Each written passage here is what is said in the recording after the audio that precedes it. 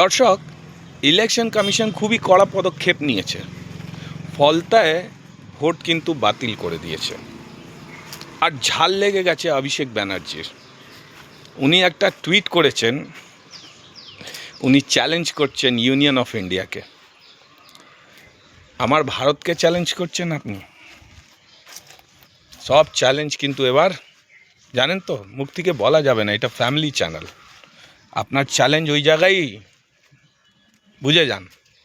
আপনি তো স্বরাষ্ট্রমন্ত্রীকে চ্যালেঞ্জ করেছেন কি বাপের বেটা হয়ে তাহলে অমিত শাহ 4 তারিখ 12টা পরে বাংলায় থাকবে, এটা চ্যালেঞ্জ দিয়েছেন আপনি প্রকাশ্যে।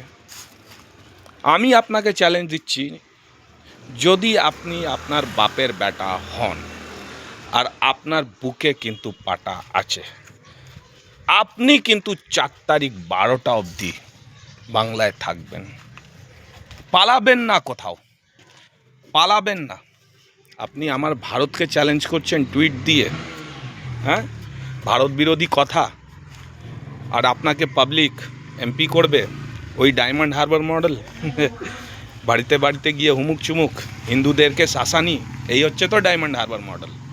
দুবাই পালাবেন না তো, ইউএস পালাবেন না তো, ধরে ঘা ধরে নিয়ে আসবে, ঘা ধরে ওই বাঙালি পুলিশই নিয়ে আসবে।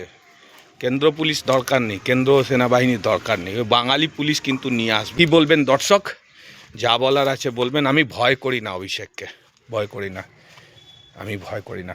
আমার একটাই প্রাণ, আমি তো চলে এসেছি কাজে, আমার একটাই প্রাণ, আমি ভয় করি না। এদের দুর্নীতিদেরকে ভয় করি না, দুর্নীতিবাজদেরকে। আমরা ভারতবাসী, আমরা ভারতকে প্রেম করি।